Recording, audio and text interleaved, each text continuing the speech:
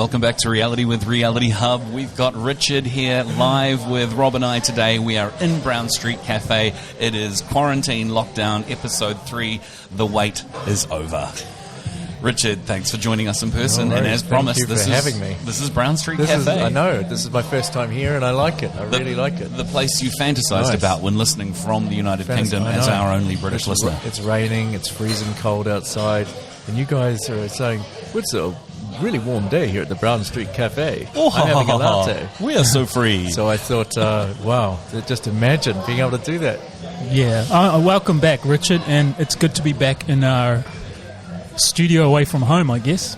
Yeah. And thanks again to the staff at Browne St Cafe and Jeff, the owner, who lets us record in this little corner while some of his other patrons look on wondering, what the hell's going on over there?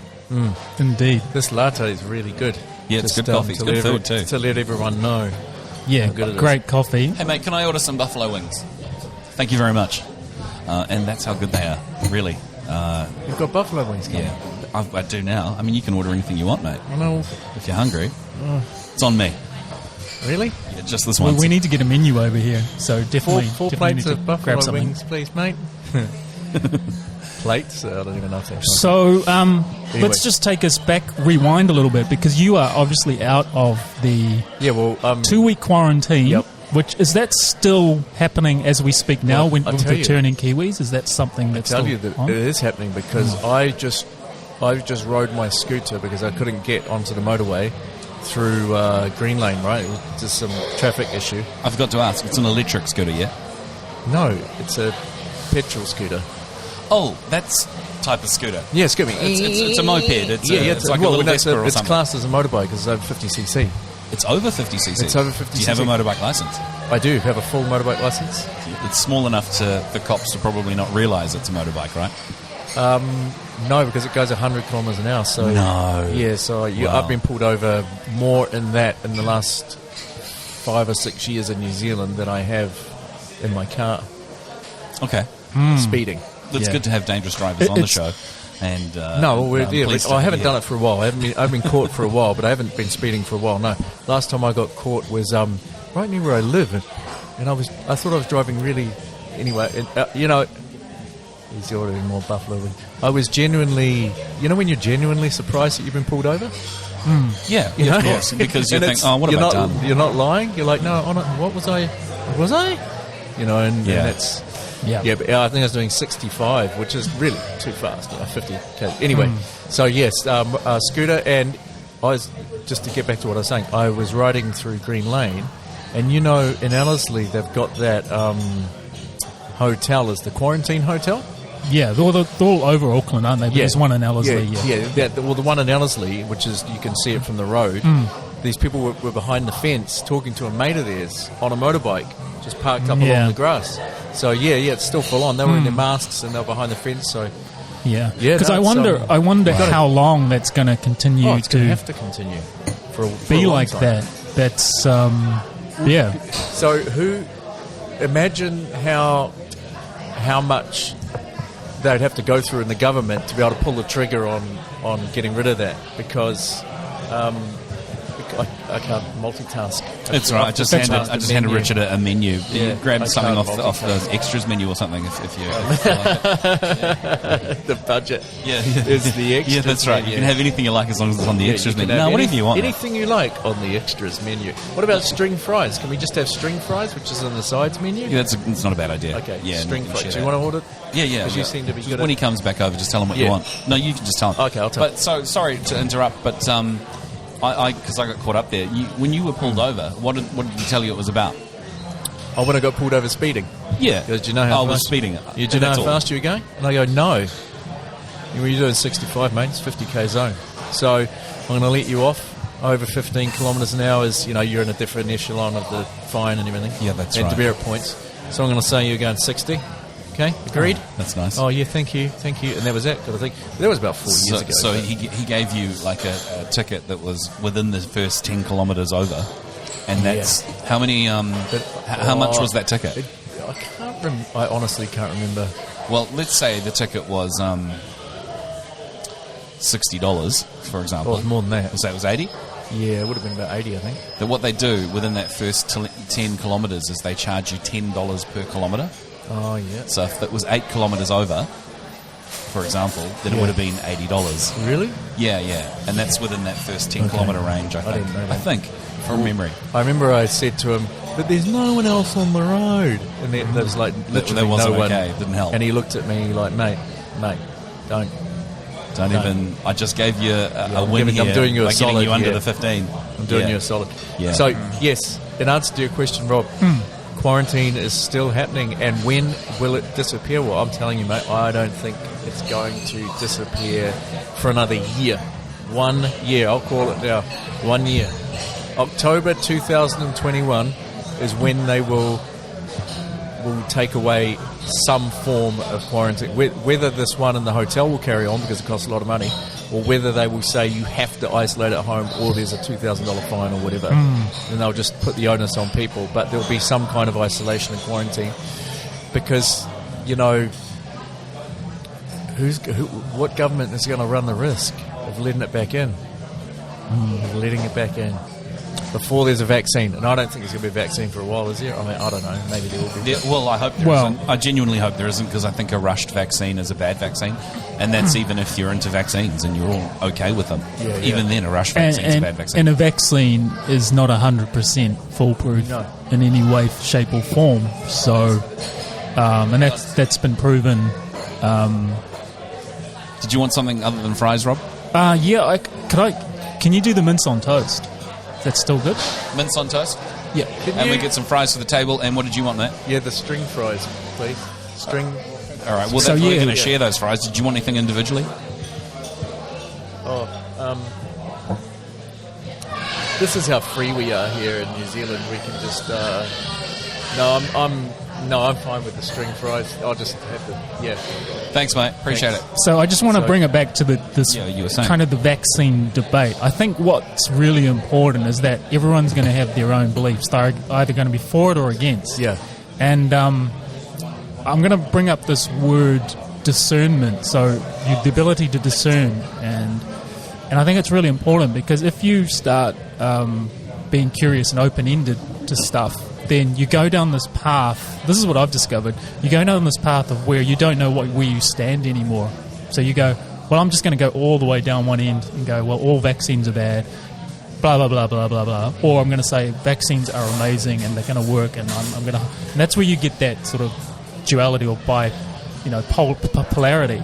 But I think it's important that if you are strong in your convictions and you can back that up with wisdom and experience and knowledge and education, then you should stick to what you believe in. And I believe, as I've said consistently, I trust my own body, my own immune system, how I feed my body on every level, how I look after it to take care of my health. So no vaccine for me. But that doesn't mean that I should then go out there and say, well, you shouldn't get a vaccine. But it should become a choice, and that's what I think is important, that you're given the freedom of choice to say either yes or no. Well, that's what I just wanted to bring up. I still reckon that possibly in New Zealand they will make us...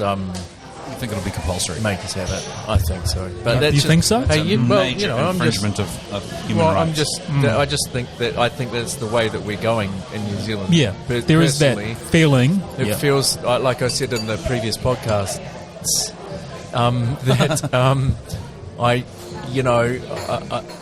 I do think there's a certain feeling of freedom in the UK that sometimes we don't have as much here. In what way? Well, I just think we're pretty conservative,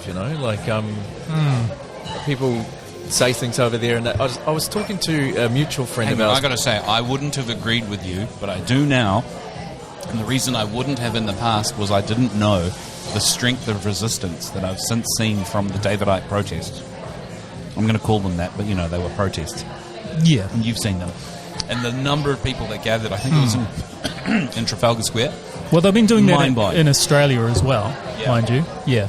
So, and I think you've got to be called to do that if there's something which is driving you to do that, and a need. There's got to be a need. So, there's good and bad. So there can't be anything good unless there's bad, and there can't be anything good unless there's something bad.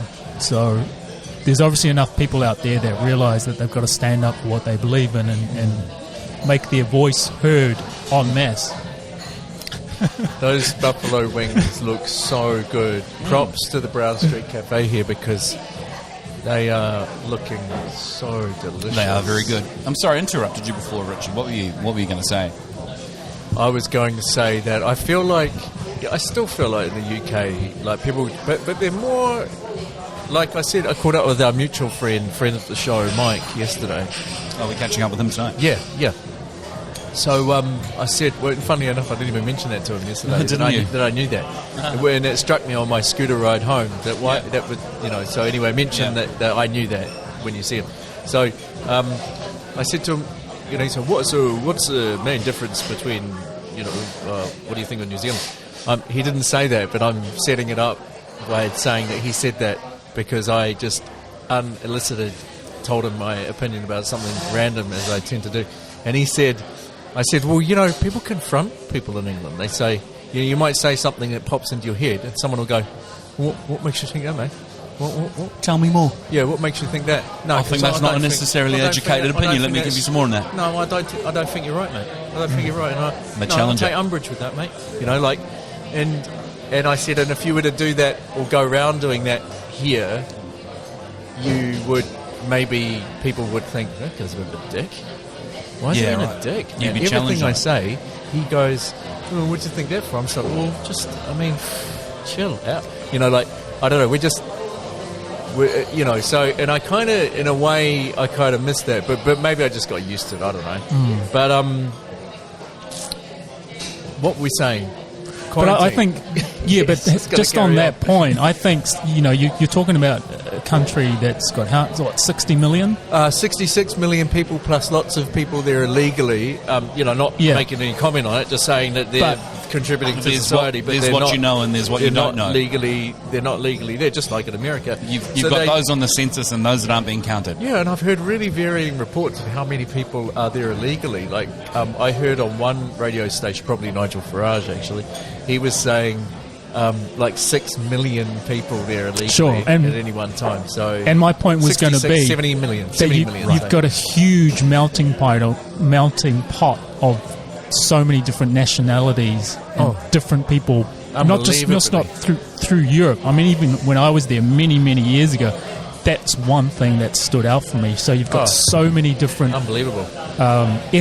ethnicities and diverse cultural people, so you're going to get more differences of opinion, and that's going to be, you basically have to have your voice heard to stand up. You've got to actually whereas in New Zealand it's a bit more laid back, and we're all sort of going with the same sort of flow, and there isn't that same reason to raise your voice, so to speak.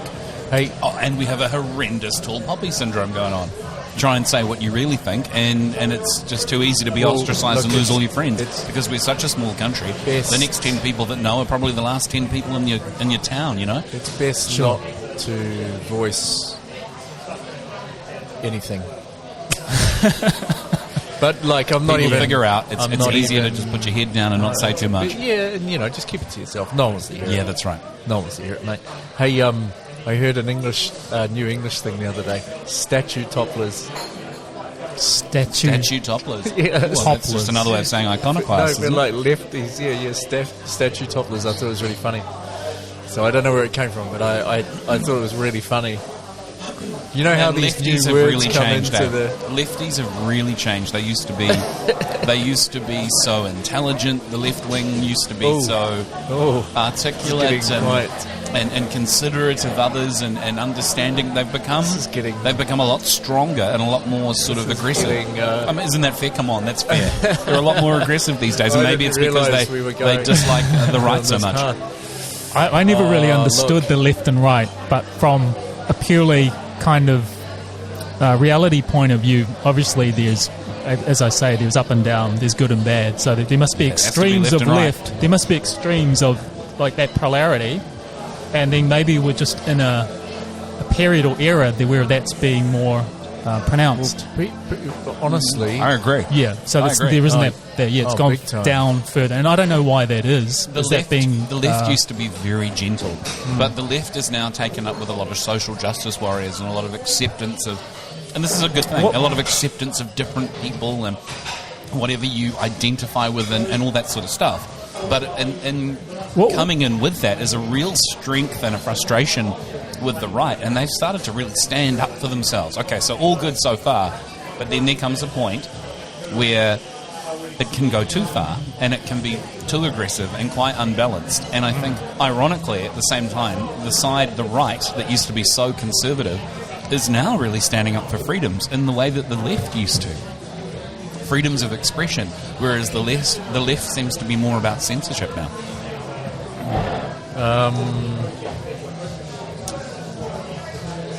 And just over to our expert Richard on that's opening up a Pandora's box, but also opening up a gate. You're going to get one of those, aren't you? No, it's a Pandora box. I've been saying it wrong for a long time. What I want is a Pandora box. For those listening at home, it's a retro game system that connects to your TV, and you get to play all the classics, right?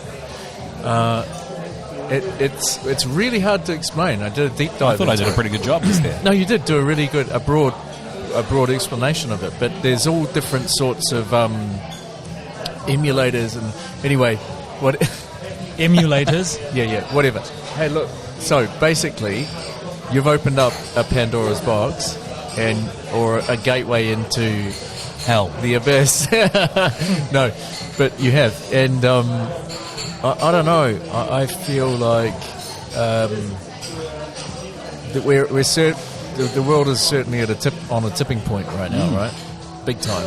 And this, I watched the cannabis debate thing that was on TV last night, actually, which will date the show whenever it comes out. Sure. It was kind of interesting, but kind of flat at the same time. That was just my opinion. Okay. At the end, in the last 5 minutes, there was some healthy debate. They had people like Petra Baggist on it, who was on the... if you're watching the TV, she was on the left side of the screen if you're watching, but she was kind of on the right in her idea of what should... She was like, no, we should not be. What about my kids and blah, blah, blah. Right. And then there was on that side of the... So she was quite conservative. She is quite conservative, shock. Mm-hmm. And on the same seat was a school teacher and an ex-cop, right? Later and he looked so much like an ex-cop, but he was, and they had some good points, but and sorry, were they conservative or liberal? Yeah, no, they were saying that we don't want to go down this path of legalizing it or decriminalizing. Well, it's already decriminalized, isn't it, to a certain point? I don't think so. I think it's still getting people. Yeah, criminal records and things. For sure. No, it is certain amounts of it. Yeah. But anyway, Helen Clark was on the other side, and I found her the most interesting personally. She was all about legalised. Yeah, but maybe that's because I agree with a lot of what she was saying. It's interesting. But I think that we're at a point, like with so many different things, where we're all people are forced into. Well, what side are you on? You're on this side or on that side? Well, I'm kind of... No, there's no I can kind of like... Are you well, you can kind of like put up with racism? Are you well, you can kind of put up... And you're like, no, racism's bad, like in any form. Are you like, well? Terrible. Are you well? Are you... Oh, well. Are you in the middle of the... and they want to... you can't sort of go, well, I haven't fully formed my...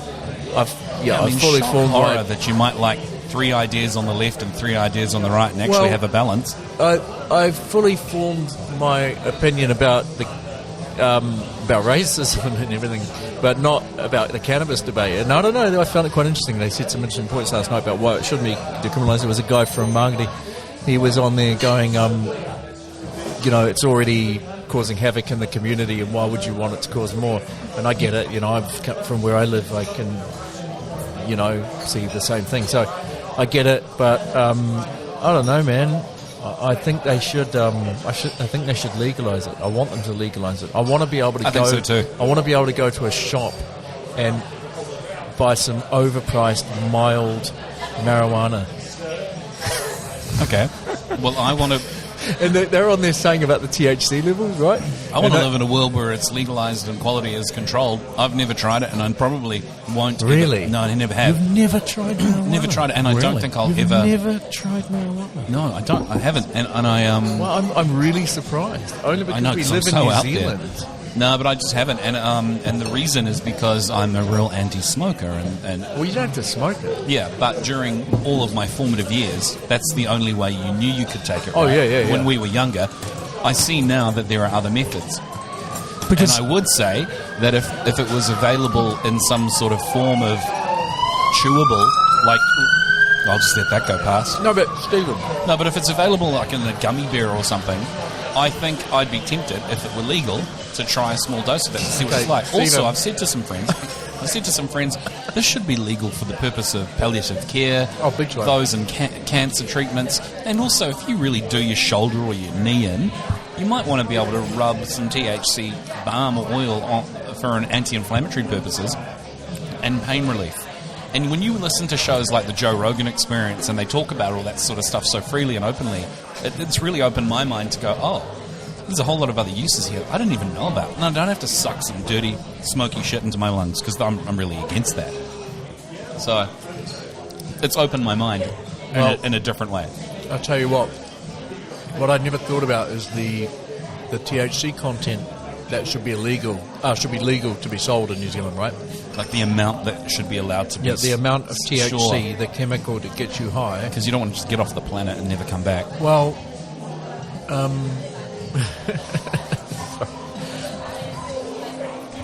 You find yourself in a parallel you'd have to dimension get talking to the devil. really, really high to do that, and we've all tried and never been able to quite achieve it. But anyway, once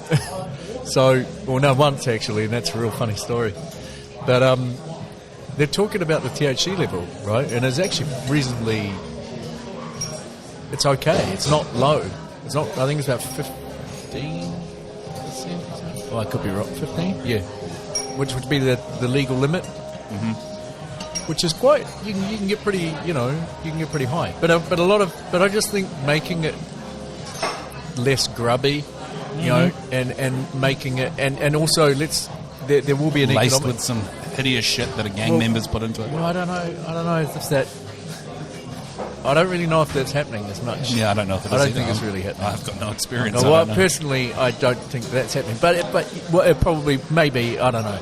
I've not experienced that. But having said that, yeah, just being able to go to a shop and get some gummies on a Friday night would be quite nice. Because the thing is, that look at the problem we have with alcohol in New Zealand. Oh my gosh, that's a major. You can get any. My vodka cruisers that I used to like. I believe you. There's every flavour. You name a flavour, you can get it. Right, it's mad, right? And it's all designed to attract people with their bright colours and stuff. Sure. So, pop. Yeah, so what's wrong with going and buying some weed? That's my personal opinion. But on the other side, they made some really good points last night that I wouldn't have ordinarily thought of about the effect on communities that aren't white middle class. Mm-hmm. And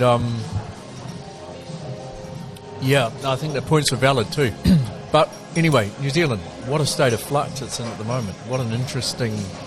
I mean, you've got, Judas coming from behind. And, you mean the entire universe?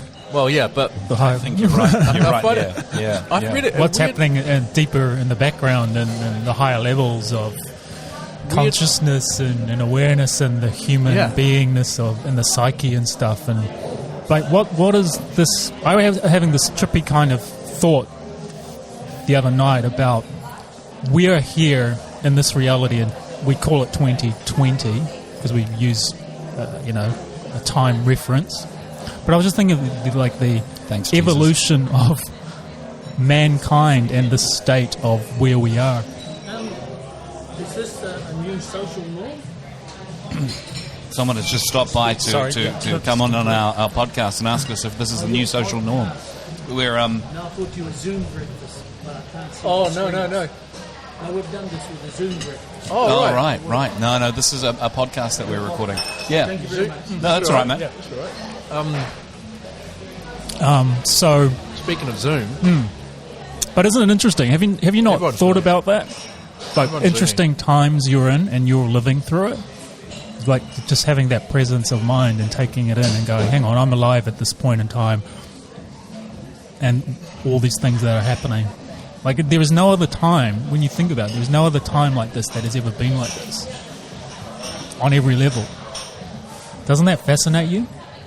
Fascinates me.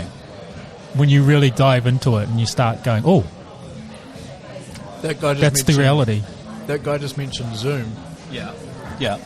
Just what you're saying about everyone's in a different reality. Yeah, right like who would have thought 10 years ago, 20 years ago, the level of technology, the level of, I mean, where the human species is at on a consciousness level, on an intelligence level, on a state, like on an evolutionary level, you're going, hang on a minute, and it's increasing exponentially on all those levels, and it's kind of like, if you take a step back, just view it and go, wow. So I'm incarnated at this point in time, whatever time is, because there's no really time, it's just always constant in the present or in the now. But I just find that really fascinating. Yeah, I find fascinating that reality is somewhat inverted. So you and I have talked about this quite a bit, where people who let's put it in different terms that's happening for me in my life recently. Those that put themselves out there as the purveyors of light and goodness and authority turn out to be the darkest or the most evil. To use really broad brushstrokes to illustrate a point, because this isn't going to be subtle. We look at the left doing things that the right used to do in terms of being more concerned about censorship and telling people that they can't speak freely. And the right, who used to be all about being conservative, are now sort of supporting and championing the idea of freedom of speech and individual sovereignty and less control. And another perspective, because I used to go to Dilworth School, which is currently being dragged through the news with all of its pedophiles. I could tell you stuff about Dilworth. Well, I'd love to hear. But my point is, I know that those teachers put themselves up on a pedestal as in positions of power, authority. Some were ministers. One was the priest of the school. These were the archetypes of love and light and authority. Love and light and authority. And yet here they are coming across now, all these years later, as the potential kiddie fiddlers who are facing... that fiddler always cracks me up. Who are facing charges. Now, I hope that the 7 men charged aren't all guilty. I hope that the process of justice and their fair court trial proves that you can be charged and have a fair hearing, and if you weren't guilty, you can be released with no charge and exonerated. I don't know the legal terms. However, I suspect what we're really going to see is something a bit nastier coming out. But hey, that's just for me to speculate for the time being. But doesn't that talk to you of the inversion of reality, that we soon find out that the left is right, the right is left, the good is bad, maybe the bad wasn't so bad? My long-term girlfriend. Long-term girlfriend. I've never ever said long-term girlfriend before in my life. You probably haven't had to put a label on it before. Why did I just say that? I don't know. I don't think I ever talked about it. But I don't share a lot of my personal life. But anyway, she's a teacher. And when this stuff about Dilworth came out, I told her a story about I don't know, can we say? Well, I'm not going to name any names or anything. Oh, you can talk about whatever you like. I'm in college. It's 1988, right? We're going back to 1988. Going back to 1988. Guy at school. One of his relatives is going to a school called Dilworth. Oh, really? Yeah. What's Dilworth like? Teachers are friendly. Some of the teachers are friendly. They have their favourites. What do you mean? They've got their favourites. Special treatment. No. Really? Like what? I don't know. Just spend a bit of time with some students, and that was 1988. We all laughed and giggled because I'm telling you this right now, right? And I will put my hand on a stack of Bibles. Yeah. When you went to school in the 1980s, right? My first year at school was late 1978. It was a long time ago, right? Was it? I went there when I was like 4 3/4 or something. Oh, okay. Yeah, so you went a little earlier than some. Yeah. So. Oh yeah. What about these? Bring them over. So. And there were teachers that in hindsight, looking back by today's standards, not by standards back then, because I'm sorry, things were different. Things were different. I mean, not in the realm of overt physical contact. It was never okay to fiddle with kids, but I think the way that they got away with it was just it was a cultural thing. I had a teacher who used to massage my shoulders and whisper into my ear. Now, that's not right these days, right? One of those back then it was just kind is of currently before the courts in the current case. Well, it's kind of creepy and funny because he had favourite people he would do it with, right? But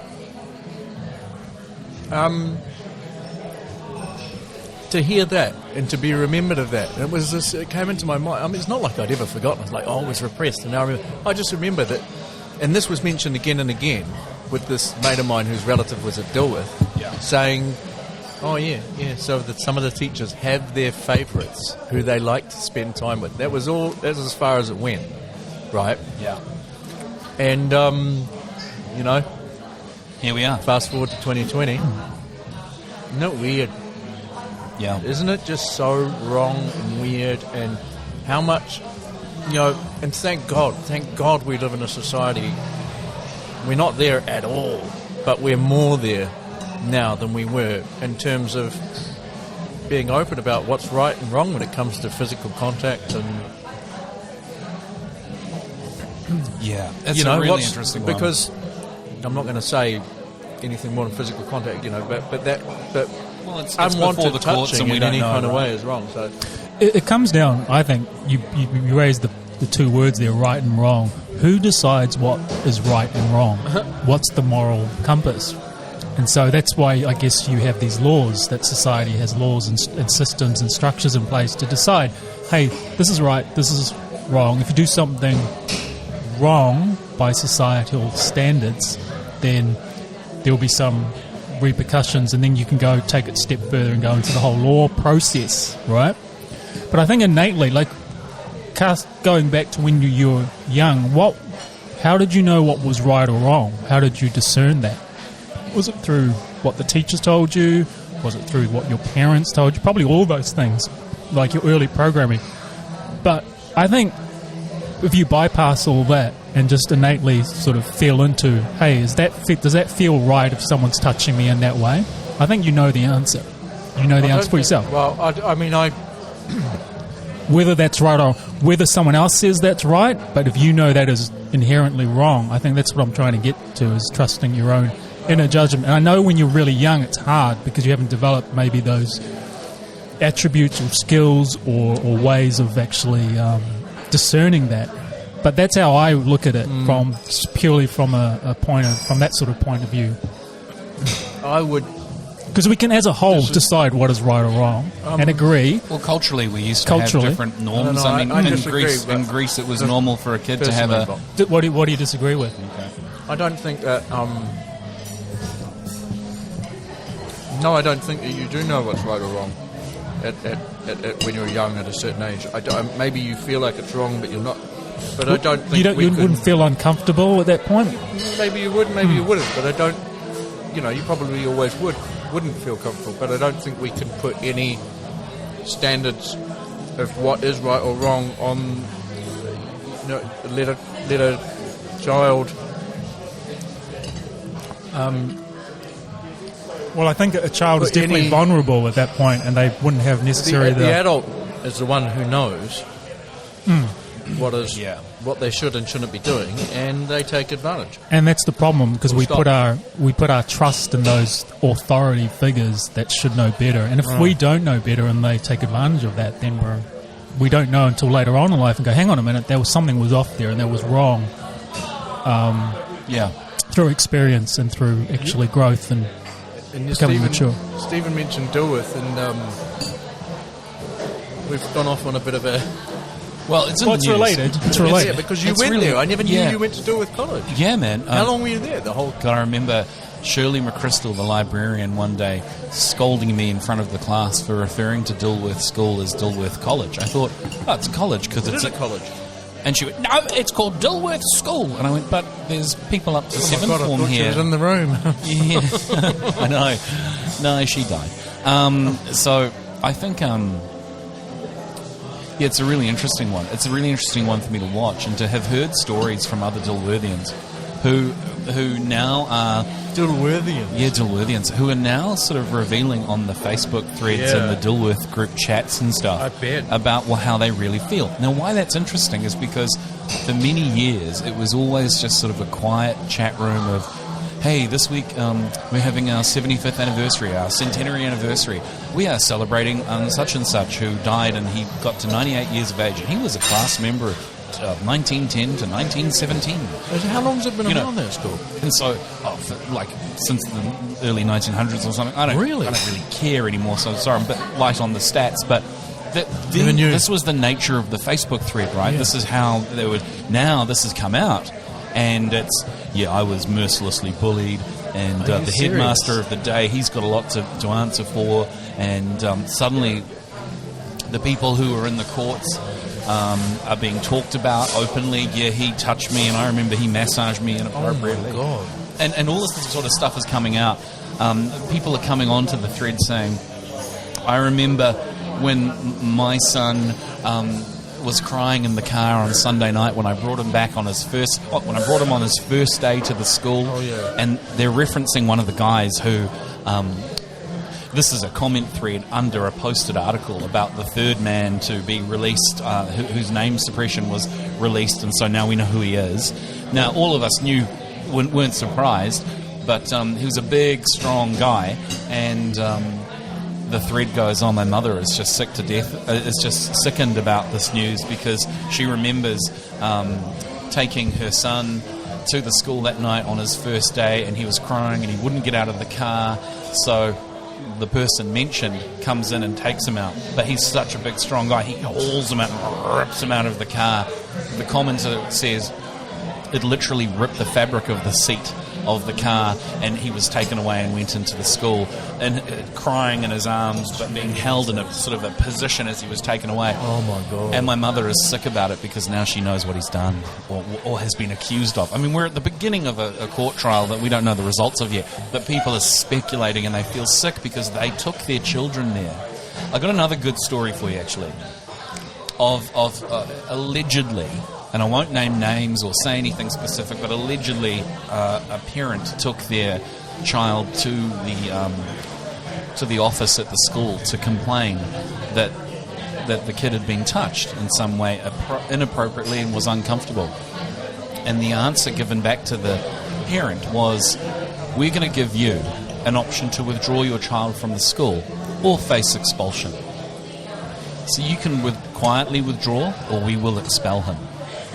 I mean, what an option.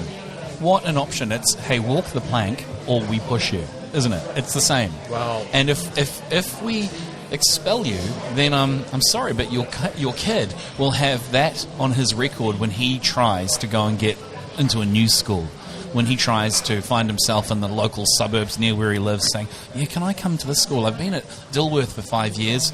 I was expelled.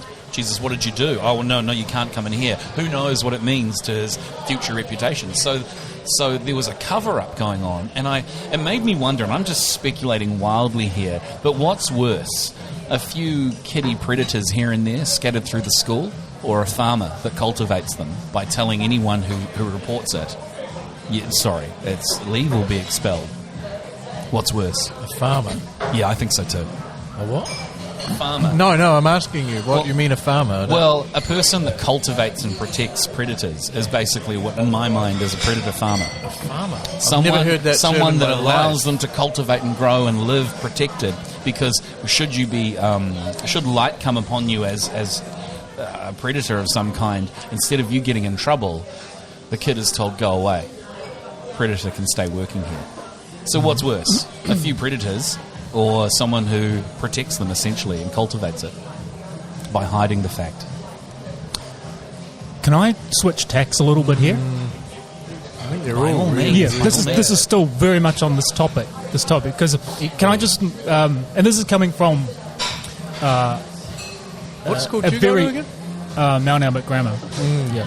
this is coming from a respectful and a caring and sensitive place, because you've brought this topic up a few times, the whole Dilworth thing, and now it's very present. So you can answer this answer this any way you can. Dilworth. Obviously, you're voicing your opinion and your own experience, which is fair enough. And now it's come into the light that there was this nefarious things going on in the school, which, look, I don't condone any of that. And if these people that are being dragged through the courts, if they're found to be guilty, then so be it. You know, I'm definitely in the school of karma there. But it's brought this up for you. Is it any way triggering anything that's, how should I put this? Is it helping to heal those past sort of wounds that are stirring up on some level? And I know this is just taking to on a different tack, but I think we try to get real here at Reality Hub, and this might help our audience. Really good question. Because I'm a big believer in healing past trauma. I've done stuff like recovering my inner child and gone through a whole process. I'm not a psychotherapist, but it's important because at some point you've got to heal that inner child, heal that trauma, heal that, and to move on from it, you know, because we can suppress this stuff for so long and it comes back to haunt us, and it manifests in different layers, and maybe it'll manifest in another relationship or whatever. But going off on a little bit of a tangent there, but has this help on any level? I mean, will you feel vindicated? Will you feel, I mean, in your words, you kind of know what I'm getting at, right? Well, you can tell that I have a strong opinion about it, right? Yeah. And I'm passionate about what's going on here, because I think kids that are interfered with have had a pretty rough go of it. Yeah. And the life that they've gone on to experience after that has been dramatically affected by it. And as someone who's thinking about having a child in the future, part of me wants to really nail those fuckers for doing bad things. Now, my experience at Dilworth was horrendous. I hated it. Yeah. And I mentioned that on the last podcast you and I sat together and recorded at Ponsonby, which probably by the time this is out, you'll have heard it. But that stuff never happened to me. That kind of... But you kind of knew that was going on, right? Yeah, we knew it was going on. We saw kids talking about the way that certain teachers would be around them, and there was sort of rumour and discussion. Yeah. Now that it's come out,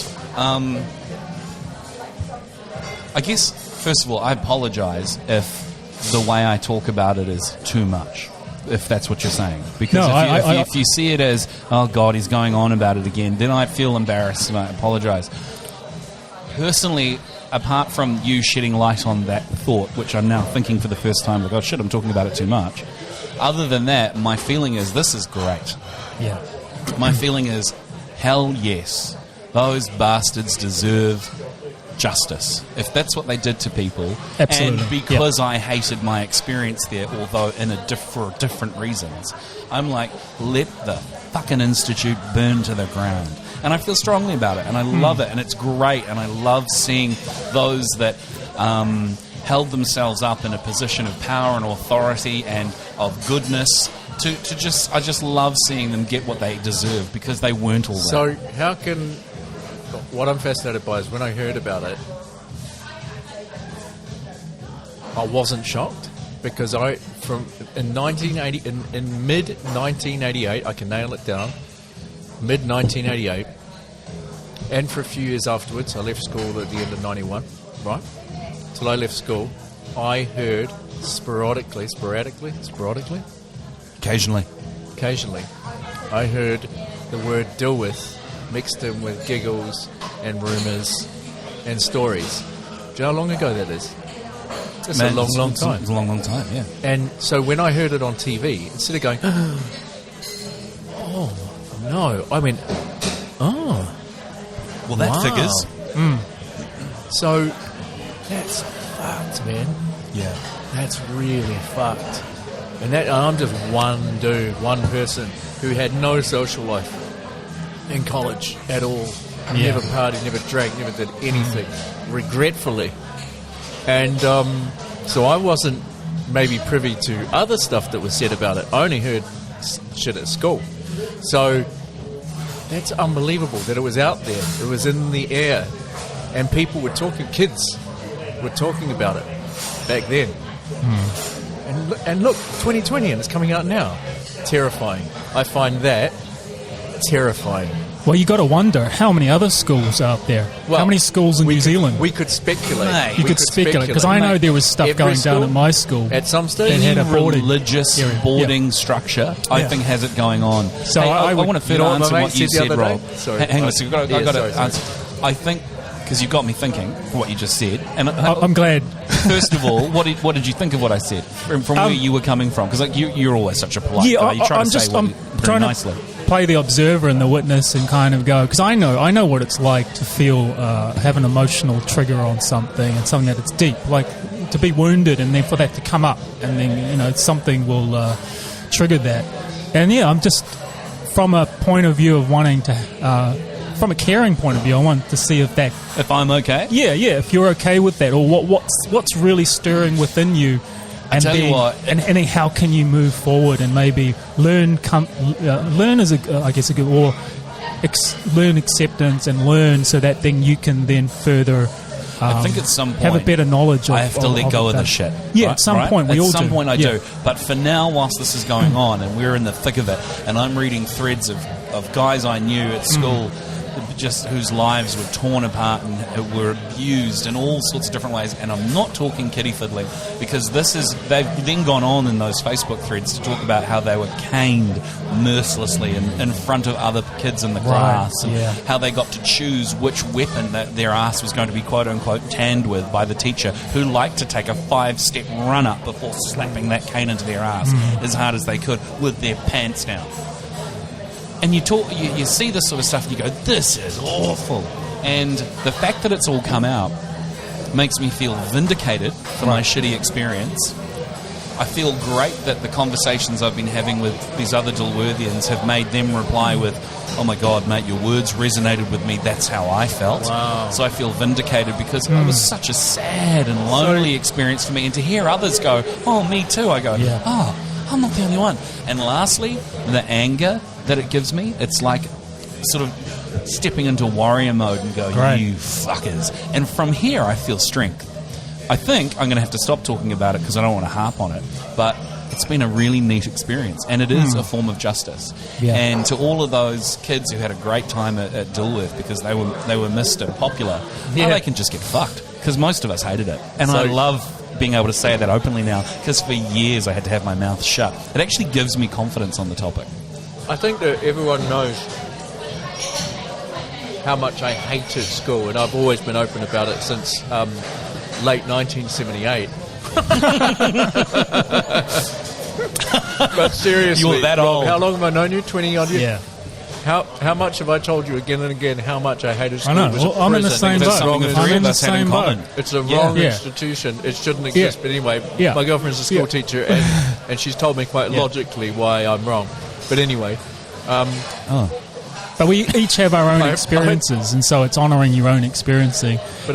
And I transformed that experience, and it empowered me on so many different levels. Yeah, so yeah. I was actually really grateful. It was a pivotal moment in my formative years that put me on a totally different trajectory, which I'm so grateful for. And that's why I can look back and go, yeah sure, there's some residual kind of, like, if it comes up, I go, I don't want to talk about that, because I've kind of dealt with it, So so there's no, I don't know if it's like an ex-girlfriend or something, but it's the same sort of thing where you go, it doesn't really affect me anymore, but I learned from it, I grew from it, and it helped me. So I got, whether you call that a lesson or just wisdom or experience or just the way you handle it, but haters is such a strong word, and I know why. I know I've deciphered why the things that hurt me, or the things that I hated about school. I know what the things were. I think it's good to identify those things. Yeah, that's a good point. And I know now why that came about, those things, and how I can better. Well, it's never come about again. I've sort of grown from it. Yeah, I'm better equipped because of it, not because I know what happened in 1781 and nothing to do with that side of things, but soul growth and the deeper stuff. I learned more from that. So not intellectually, but more as a human being. But then that's also because I was on that path of I was always curious of wanting to grow and evolve. So I had that in my favour that I enjoy doing that. Even before now, and before these most recent experiences, and by the way, is that what middle water mine? Yeah, cool. It always has been. Thank you. I've long held the belief that everything, this is going in sort of our woo-woo direction, that everything that happens in our life happens for a reason. So as much as this has brought anger to the fore and those sort of feelings, I'm actually really enjoying it because of the processes that I went through in actor training that made me accept myself for who I am more than I ever did before that. And how that really brought me out of my shell. Because you think a lot of actors, because we went to the same drama school, Richard, you'd think, and I think you can relate to this, a lot of other actors, they went through school going and doing the shows, right? And they did the plays and the productions, and they were sort of a drama, they were a drama kid, you know? Yeah. I never was. I never did any school productions. No, I didn't. Except one, but a very small role. But Dilworth were known for their productions. Yeah, and I never did it because the school that I was at, it sort of had its own little clique of who got into it and who didn't. I didn't have the confidence to end of that story. Drama school didn't have that at all. So drama school, it had its own cliques for sure, but it gave me an option and an opportunity to do things I hadn't really had the guts to before. Oh, I mean, big time. So like, leave the house for me. So I processed a lot of stuff after Dilworth that changed me as a person, and I've long held the belief that everything that happens in life happens for a reason, to the extent that all the darkness that I feel I went through in my life happened for a good reason, for my soul development. You would never say to anyone that suffered on any level that they consciously chose it, but philosophically, when you're past that, it is of some use and good therapy to me to think, hey, what didn't kill me made me stronger, and what I went through was for a purpose to become a better person, and I wanted it and I chose it. I subscribe to that spiritual belief about this lifetime because I'm a reincarnationist essentially. Yeah. So I think it's all for a good cause. Totally agree with that. Yeah, if you can find the learning and the growth from it, then that's great. Then you become better for it. And I was just going to bring up the GSP, George St. Pierre reference, where he was bullied at school, and he turned that around and became one of the greatest UFC mixed martial arts fighters in history. But that was such a pivotal moment, and he would have. See, that's what I'm talking about. He turned that around and go, well, this is going to empower me. Yeah. I'm going to use this for my good and for my benefit. And look where he ended up. And he had that famous story where he met one of his childhood bullies, and instead of being angry at him, like the guy was like, "Oh, you're George," and you could tell this guy this guy was now homeless, and he was, his life had turned out completely different. But George wasn't angry or hurt; he actually wanted to help him, and I think he gave him money or he pointed him in the right direction. And then later, that same guy visited George St. Pierre's parents to say thank you because he turned his life around. But George wasn't there. But he said, it's like the impact of that. That'd get back to George. And I love that story because he used all his martial arts knowledge not to go, I could have punched him, I could have kicked him. I could have. Nah, he said, no, that's not the way. Let's empower him very cool. Isn't that interesting? Get a little closer to that mic, Richard. Isn't that interesting that this horrible historical, we hope, because if it's been going on since then to now, which I read in the paper, they're investigating the possibility that there's very recent stuff as well. No. Well, you know what's sad to hear that is I think the current, I was going to say Prime Minister, the current headmaster of the school, everything I've heard about him is he's actually a super good guy. Well, I'm just saying what I read. Yeah, of course. It actually wasn't in the paper. It was on one of those New Zealand, the alternative news website. You ever been on those? No, I haven't. No. I think I would have. I'll send you a link. Yeah, please do. Wow. So you actually, this has opened a door, a gateway to you to be able to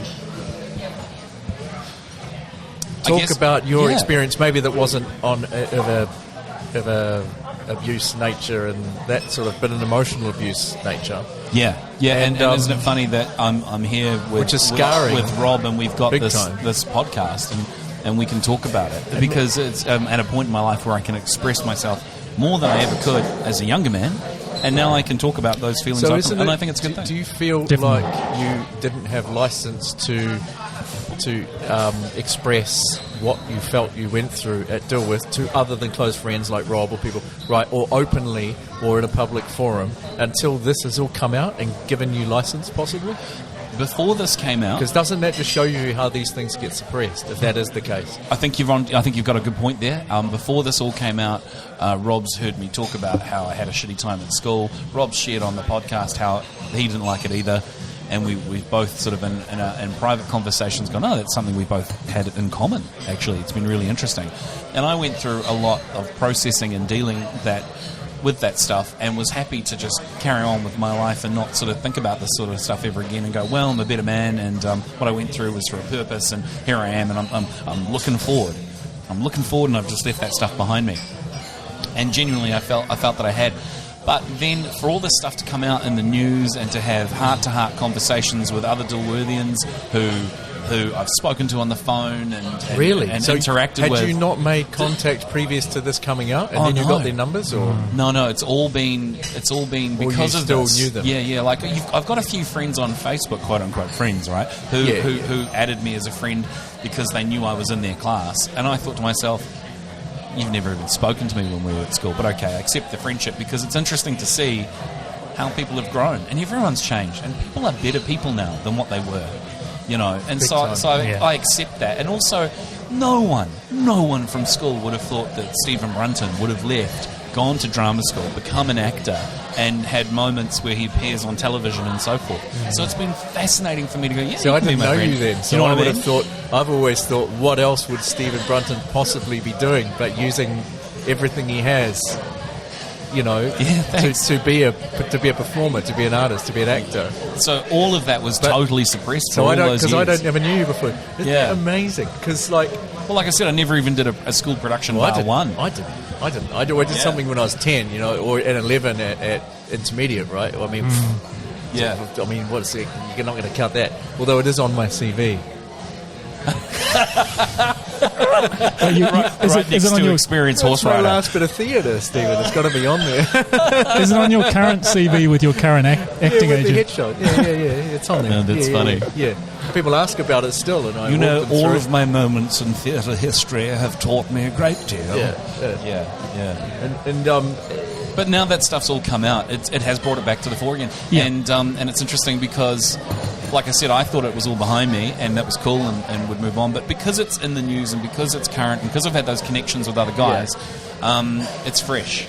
It's fresh again, and you go, but what I have now that I didn't have, you know, in 1993 when I left the school and handed my underwear and clothing back into matron and just said goodbye. And walked away. Can we just rewind? I think Rob also needs you to.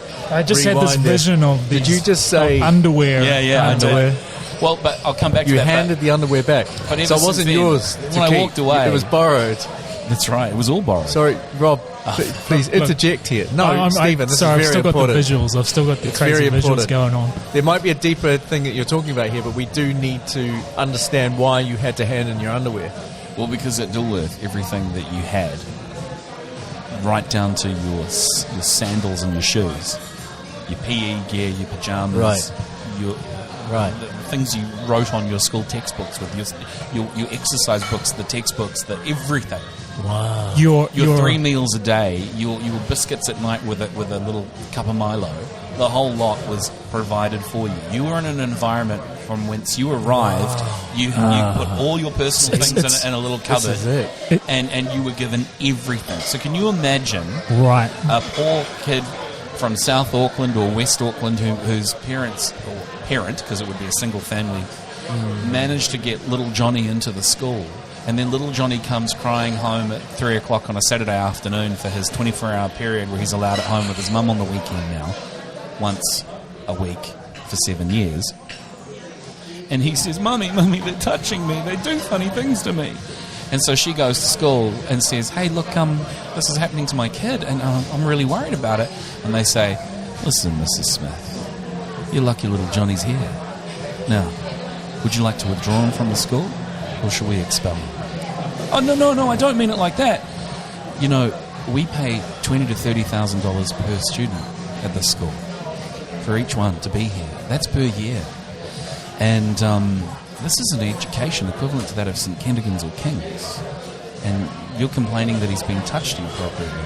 And Mrs. Smith is thinking, I guess I have to weigh up whether it's okay for him to be touched occasionally or carry on with the violin lessons that he wouldn't get in elsewhere in the top class education. They did violin lessons? Yeah, sure, you got everything for free, bro. No, everything. Shit. So, unlike a parent of a wealthy St. Kentigern school kid or King's coming in and says, and getting out of his Mercedes, this parent's getting out of her Toyota Starlet if she's even got a car. My mother bussed everywhere. Mum had a Starlet. VW Beetle. Not knock it. And unlike the parent that walks in with rings of gold and a suit and says, you listen to me, I pay $50,000 a year for my son, what's going on? And they go, sorry, we'll look into it.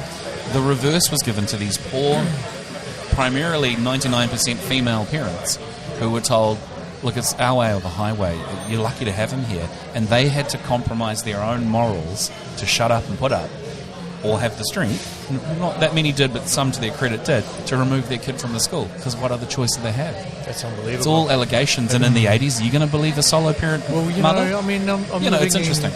You know where I live, in the school I went to, and it was not, we didn't have violin lessons. You might get whacked with a violin if they had one there. Oh, sure. But you could have guitar lessons and drum lessons with a violin, too. like across the back, like WWF. But you know, when you think about it, that place seriously was and could be a pinnacle of wonderful things for society, but it's where, unfortunately, bad people gathered. Because if you think about it, there is a need in society to look after the poor. And that's what the principles were to do. That's what the Trust Board was set up to do. It's a wonderful concept. Can I just say something? Growing up and watching TV in America, particularly American shows, school always looked so amazing, so much fun. Like, you want to be there. There were hot girls. Yeah. There was, like, sports. There was just, you could wear what you want. I mean, it was like, no uniform. What reality is that? I mean, the school that I went to felt like it was an incarceration, you know? The way you describe, you know, absolutely. You get handed your fatigues and, you know, get your head shaven and stuff, and you stand in line to get your TV shot. Did you get shot. your head shaven? No, I'm kidding with that but one. Once a month you did get a haircut. But yeah, what a different world. Everything was paid for. I can't on TV. I'm just blown away by that. And that reality of the school system in America, where you're waiting for the yellow school bus, and, you know, there's the hot girl waving at you. I mean, you know, you start dreaming. I mean, I dreamed a lot about that when I was younger, kind of as a distraction, I guess. But yeah, it just brought to mind, like, hang on a minute, I wonder what the American school system is really like. If some of those things are real. In my experience... Well, there's an interesting podcast you can currently listen to, which is about number 3 in the charts at the moment, all about the American school system. So, what's that called? It's called Single White Parents.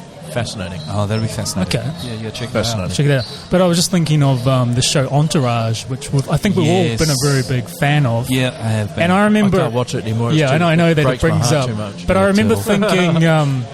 because I've been to LA a few times and haven't spent a lot of time there, but I realised that show was so true to life. If not, it's even more crazy than that in real life, that whole acting scene and the way it works. Many of their scenarios in the story were painted from real life situations. Yeah, you go, well, that's just TV. That doesn't... Well, yes, it does happen, actually, and probably even more so. So that's speaking from real experience, but I don't know what the actual school experience is like, because I never went to school there, All I can say is that it's quite different now, because, you know, you can't pick up your kid if you're not wearing a high-vis and you're not signed in and things because of the gun kind of stuff. But you're right. Basically, there was a certain romance to it. I remember watching the opening scene to Back to the Future and how Marty McFly was, you know, on a skateboard and he was going to school and getting pulled up for, you know, because he was pulled. Yeah. And it was just something so...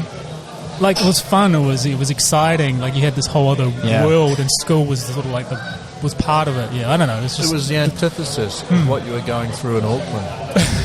Yeah, it was. It was, and it was so bright and so colourful.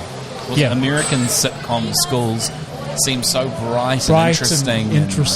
And there was a place for everyone. There was a group that you could fit into, even if it was the nerdy group, that everyone could be part of and have a friend. You know, you're so right. Yeah, interesting. I mean, even this was just, you know, when we went to high school, was like one of the shittiest times to be going to high school. Like, there's no internet, there's no cell phones, right? Nobody had a car. Like, you know, just have car. Actually, I spoke to a mate who went to private school in Remuera.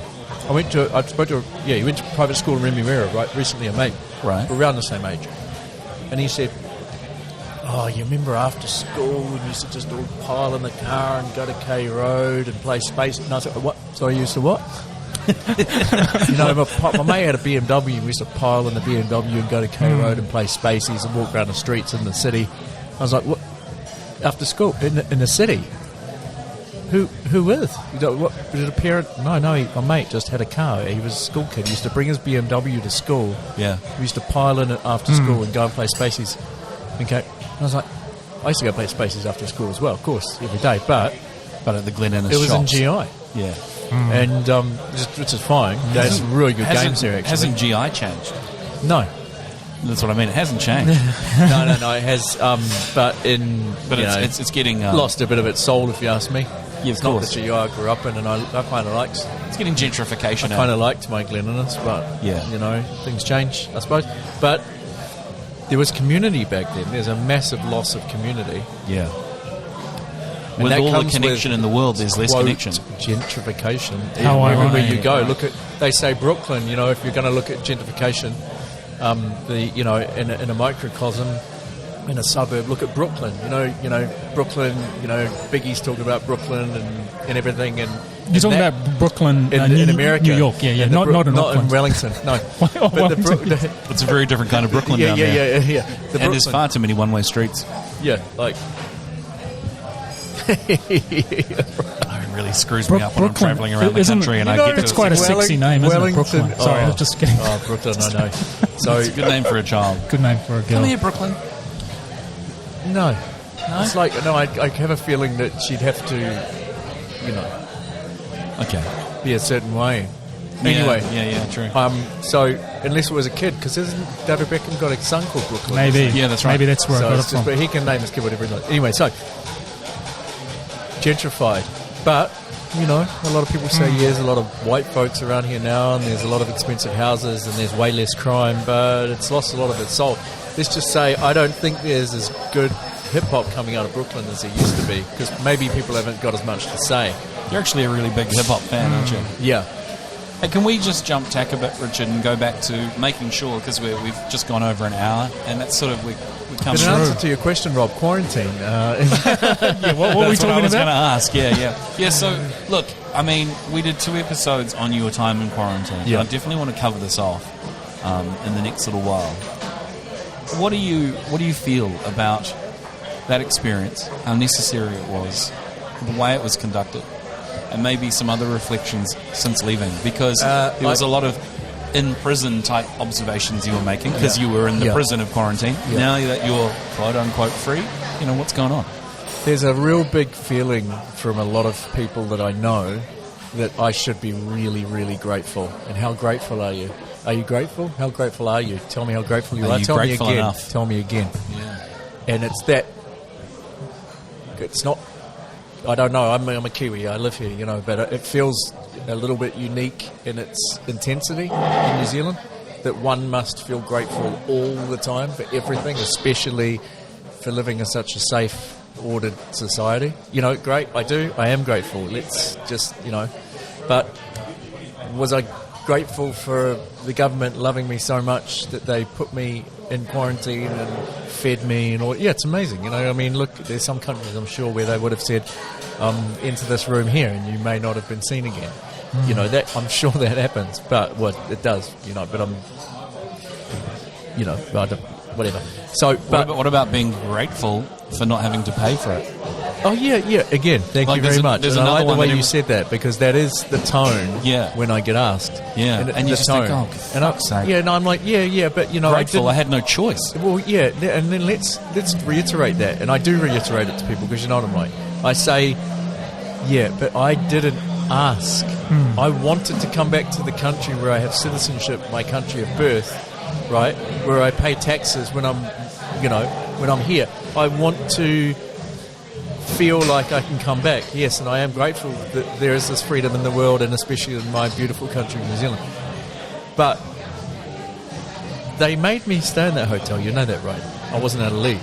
And I would have died had I not got any food. I would have had to drink tap water. Probably could have lasted maybe... How long can you last without food? With a hunger strike? But maximum 2 weeks, as long as you had access to water. Yeah, well, I would have had water, right? But I would have died had they not... Let's not make this out to be something that I was really, really happy to... like, whatever. There's a global pandemic. I get it. But, like, I didn't... it wasn't my choice. So, yeah, I'm grateful on that level that they were... keeping me safe and all of that, and can we move on? But no, I do feel like I am not grateful enough. I don't feel like I'm grateful enough to meet other people's standards of gratefulness. To meet whatever standard I'm supposed to meet that I don't quite know what it is. Like, it's a riddle. That's just my personal opinion. My take on that is when someone's feeling that way, it's like they don't feel like they have the gratitude in their own life. So gratitude. So they're saying, well, you should be grateful for that because you got something that I didn't get or something. I don't know. That's my way of looking at it. That's if people see it as a treat, right? Yeah, they're going, hang on, you got that treatment, so you should be so grateful. But that's probably staying in a hotel, just feeling like you're lacking something in your own world. It was actually amazing in hindsight. But isn't it funny? Like, you can go back to circumstances that you left, and you are so grateful to be back there, and you can't wait to be back and see everybody, and then you start the thoughts about why you left in the first place start to creep in. Yeah, and you're like, oh wow, yeah, I remember. Well, do you wish you'd stayed in the UK?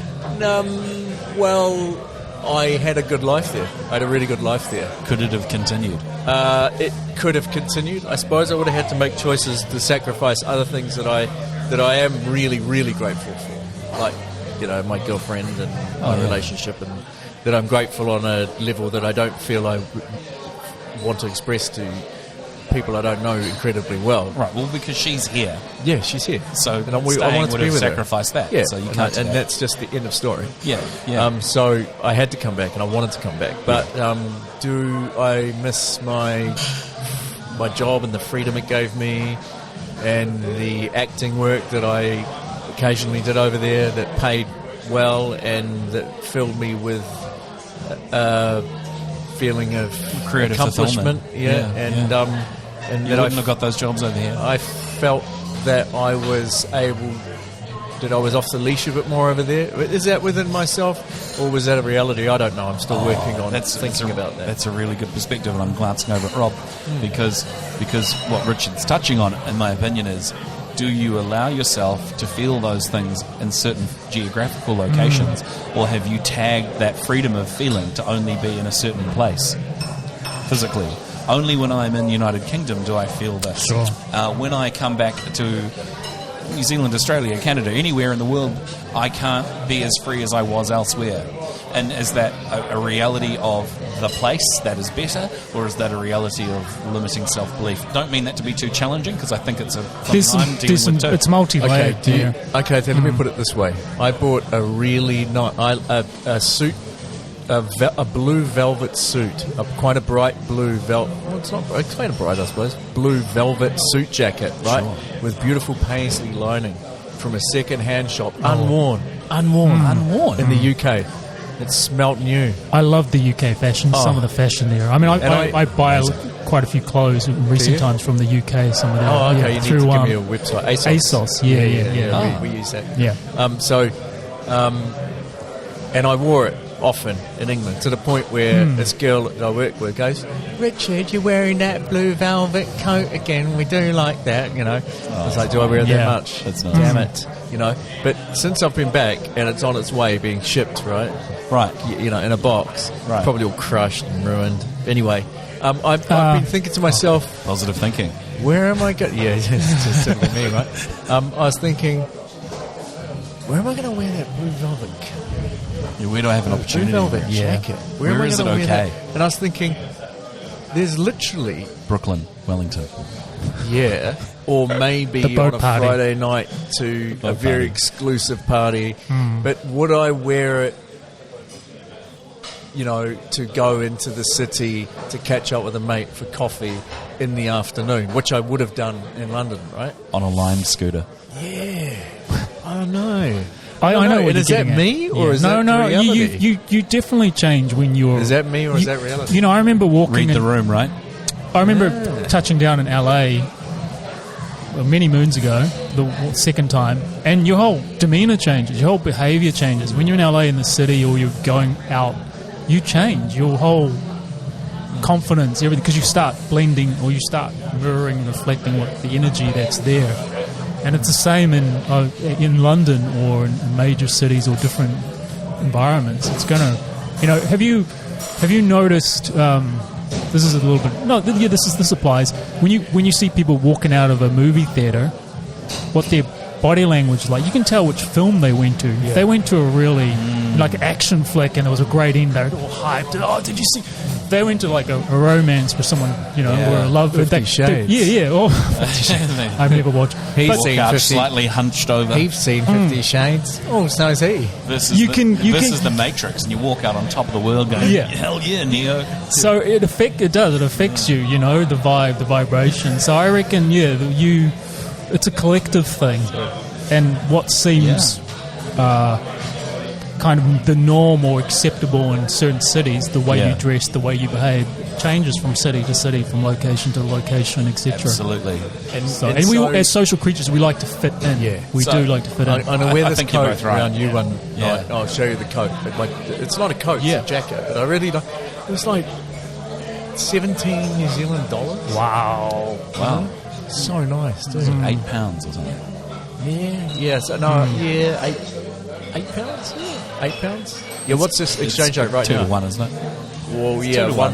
$1.95 or something. I think. Yeah, something like that. Sure. Yeah. Anyway, 2 to 1. All right.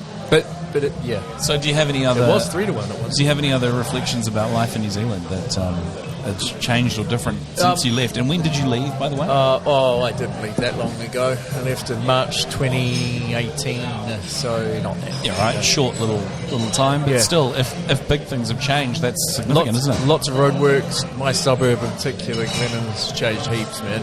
It's changed so much. There's all these new houses. There's a different vibe. There's traffic where there wasn't traffic before. There's traffic where there wasn't traffic before. People are parking now because they've changed where you can park without restriction for the train, and people take the train from GI. So now they're parking down Taniwha Street and parking in different places, and Elstree Avenue, but more. So there's congestion where there wasn't congestion. So a place that used to be quite easy to get to, it's still easy to get to if you live in Remuera, near Remuera, it's GI's easy to get to, because there's a pain in the neck to get to Remuera, for whatever reason at certain times. GI's never going to be like that because it's just not going to be a thoroughfare to the city, but it's getting really congested. The streets, there's all this new, the housing with no garden and. Right. So there's lots of things that have changed really houses. quickly. But also, the Labour government now, has had this chance to settle in, and things feel a lot like they're moving in a certain way. Yeah. And I'm not sure where they're moving, but and COVID. So yeah, man, everything's different. But will you be voting this election? Oh, you could, definitely. Of course. Everyone has to vote. Has to vote. They have to vote. Which direction are you going to go? I'm not willing. I'm going to pull a Jacinda on this one and say I'm not willing to. Not willing to tell you. Fair enough. Not willing to tell you how I'm going to vote. Well, you must be willing to tell it. No, it's completely I'm not fair enough. willing to tell you. I think if anyone that I asked, I don't think doesn't answer, it's the same as an answer, because either way, there's no judgment. I think there is far less of a gap in some major policies than there has been in the past, but I think that's in the UK. Well, maybe a bit less in the UK, but in America, kind of similar in the way, there's a homogenization. Yeah, it's more. I don't know. There's less of a massive right and a real left in political party, I think. Yeah, right, because we have terms now like centre-left and centre-right, which means they're all just sort of in the centre anyway. I think if you were to do the poll, the poll online, which is really, really interesting, it's called, you can find it, it's the news, I think it's One News. Okay. So you go on there and they've got a series of about 35, 40 questions. Yeah. And you answer how you feel about certain topics, and there's quite a range too. It's like 1 to 8. Disagree, strongly agree. Okay, cool. And it tells you which way. That'd be interesting. Or which party most adheres to your beliefs. Your beliefs, right? Yeah. And I did it last night. Yeah. And it is fascinating because wasn't what you thought. I answered honestly every single question. I answered as honestly as I possibly could. My girlfriend said, "You've got to answer this honestly, otherwise it's not going to work, right? Don't just be a dick about it." So I did, and it threw up a really, really a party that I would never have considered voting for. But apparently, I could be a member of that party based on my beliefs. So I don't know, man. And then you got to trust the algorithms on it. I think you got to trust the algorithm. But it was just. Well, I just want to welcome you to the ACT Party, Richard. I think it's really great that you've come along. The ACT Party, come a long way. The ACT Party. How do you feel? Didn't he have an office in Newmarket at one stage, David Seymour? I think he did, and I just always know he thought was it on was Dancing funny. with the Stars. Like, you got an office in Newmarket, like I do remember that. Like the Dancing with the Stars, Seymour. So interesting. Hey, how do you feel about the end of life bill? Do you support it? I had a grandmother who died of Alzheimer's, and I had a father who died very, very slowly over a period of many, many years from Alzheimer's. Yeah, and I know that he would not have wanted to live in the condition that he was in for years. Not for a few weeks, not for a few months, not for a couple of years, for years and years and years. You want to go with dignity. And look, because my family doesn't have a lot of money, then the government was kind enough to, subsidise most of his care, right? Sure. It cost a lot of money. Yeah. They could have put that money, given that money to any family that really, really needed it, and I would have much preferred that to happen. So I would be wholeheartedly supporting this bill. And all this stuff about... I've seen the posters around Auckland saying... is it a dangerous bill? Well, people are going to go... They're going to sign... They're going to decide to end their life without telling their family or something. Look, really? Like, this is not happening already? So I just think that that's not going to happen. That's not what the bill's going to be used for. And if you think that that's a possibility, then don't vote for it, because you're clearly a bit misinformed about that. I think that we have to do it. That's my personal opinion. You asked me? Yep. Yeah. No, and the marijuana bill, definitely voting for it. Let's open up some dispensaries. Let's... the tinny houses aren't going to close down. That's a fallacy. But look, let's take the danger out of it. I think the tinny houses will close down. I don't think they'll close down. What makes you think they'll close down? How many gang members do you see selling Pilsner beers and alcohol? Because in Prohibition they did. But I think if you really want to get the good shit, you're still going to have to go to the other places. Oh, really? That I didn't know. Yeah, I think so. Yeah. But well, yeah, Richard, I got to say, it's really been great having you back. We've run the gamut.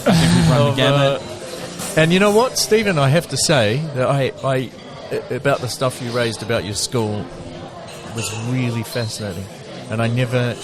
Well, having said I never knew that, I never knew of the things of which you spoke. All I knew was these weird, in the air rumours that I'd heard. I was lucky that those 40 things, years ago. I was just lucky none of those things happened to me. Yeah, well, there you go. But that doesn't stop someone reflecting on the time, their formative years, that other things happened that at this point in time we consider okay. But I think in years to come we'll look back on corporal punishment and go, my gosh, that was horrendous. But at the moment it's still a sort of a memory of times were different then. A teacher whispered in my ear in 1990 when I was kept on detention, and I was on detention a lot. Yeah. And he said, and he leant over and he whispered in my ear and he said, "Look where you live. Look where you live. Look where your parents live. They're nothing. Wow. You're never going to be anything. You're nothing too. You're just like them." Would you like to say his name on air? He passed away, and do you want to hear a funny story? Oh, shit, yes. Okay. Finish up with this funny story. A lady who was a parent of a kid I went to school with mentioned his name and what a great influence he'd been on her son, and how sad it was that he'd recently passed away. And I said, "Wow, I'm sorry to hear that. That is really sad." And I walked away. This is a true story. Yeah. I've told you this, haven't I? No. And I walked away. Okay. And I walked, 5 or 6 steps. And I started to feel sweaty. A little bit like I feel now. And I walked back and I said, I don't know why I said that, because he was a really, really horrible person. And I'm not sad that he's not with us anymore.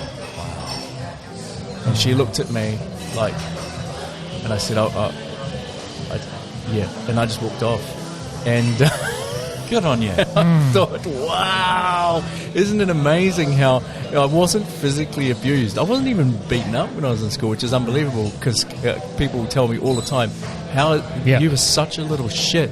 How were you not beaten up? Always. Yeah. But yeah, and I agree, I was. But looking at it from another perspective, what that person tried to do was instill a really shitty program in you. The way that teacher was to me, and funnily enough, I've got a mate who's very, very successful, right? Yeah. And he, not that that has any bearing on anything, just saying that he seemingly wasn't affected by whatever. He has asked me to retell him some of the things, my experiences with this teacher over the years, and said, you're looking me in the eye, I cannot believe that. He was such a mentor, such an incredible teacher, and was such a positive influence on my life. I can't believe what you're saying. Really? So, and this is someone who I love. He's one of my best friends, mate. Right? So, yeah. And there's not just one person. A few people have said this over the years, and other people have laughed when I've told them that and said, "No, I'm absolutely making it up, I fantasized about it." Right. But another mate, who is one of my closest friends from school, probably my closest friend in life, who was with me at school the closest, says the torture that this guy put me through over the years was really funny at the time, but upon reflection was kind of fucked up. Sorry, was your mate saying that about himself or about you? No, about the teacher. About how he singled me out for emotional torture. So your mate was saying it was funny the teacher just did that to you. You believe me? Yes. He said, which was kind of amusing at the time, but in hindsight is kind of fucked up, right? So it doesn't have to be. So when you said that about the abuse that you perceive you had at school, it doesn't have to be physical abuse. No. It can be and it wasn't. What you experienced. Yeah. Because I get it. And when you said that, when you were talking about that, it spoke to me. Because I was like, you're so right. You're so right. Do you know what it was? It was confidence abuse. Oh, mate. Because what it does to people is it really hacks in their ability to be a confident person. Yeah. And I think a lot of kids experience that in different ways. I got to say, I didn't think I'd say this, but after what you just said there, it reminded me of I caught up once with one of the most popular kids at school. He's now an adult, a lawyer. I think he's now living overseas with his family. But before he left, I managed to get a moment to catch up with him and have a coffee. He was the head of rugby. He was the head prefect. He was a stunning, and I believe to this day still is, guitar player. Stunning musician. And his life there was one that a lot of kids admired him. He was on a pedestal and also something to be held up and praised as a man who achieved as a student. And when I told him about my experiences, the look on his face was of disbelief. That's got to be all. That can't be right. You've made it up. Yeah, that's not all true. Why are you saying this? Just why? Yeah. How dare you, in fact, say this? Because, that school did great things for us. And so people have remarkably different experiences and perspectives. Yeah. And if you didn't have that experience, it's very hard to believe that someone else did. Yeah, but I was going to say exactly the same thing. People have their own unique experiences.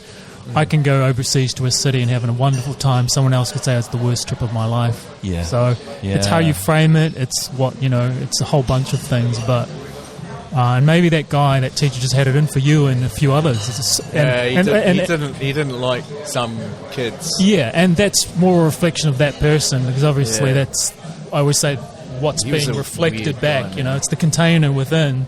But if that's what he's saying to you, then it's an aspect of his being that's.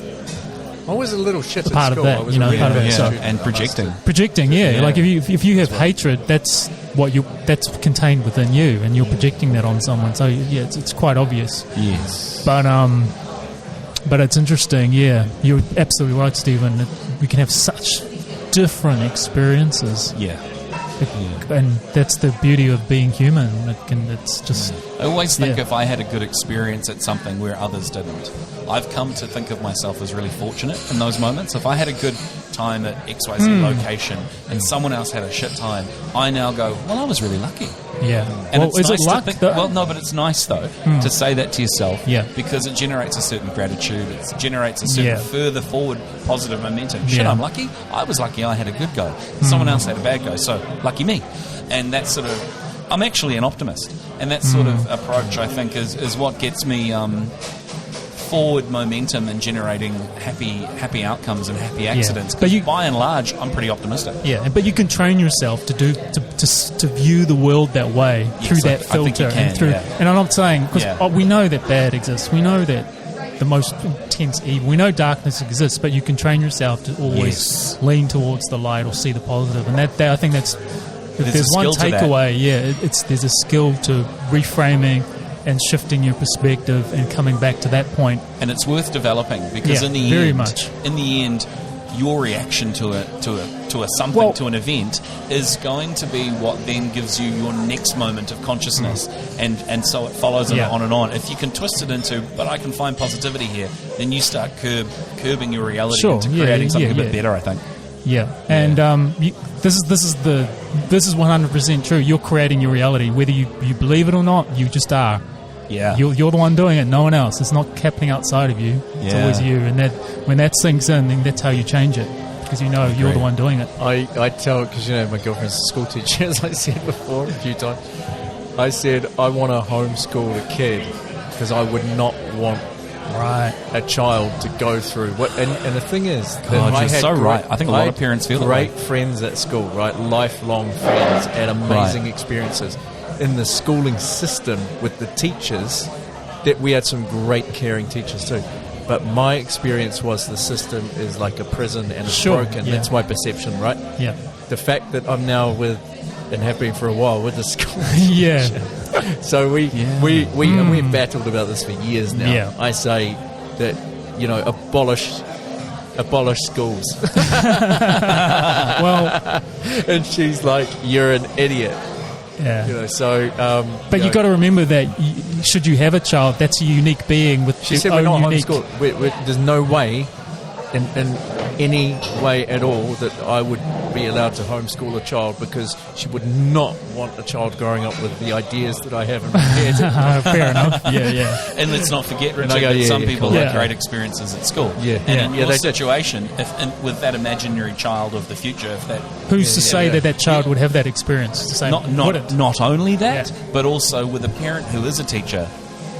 What a great advantage! Sure. Unless that parent is teaching at the school, in which it could be seen as a great disadvantage socially amongst their peer group.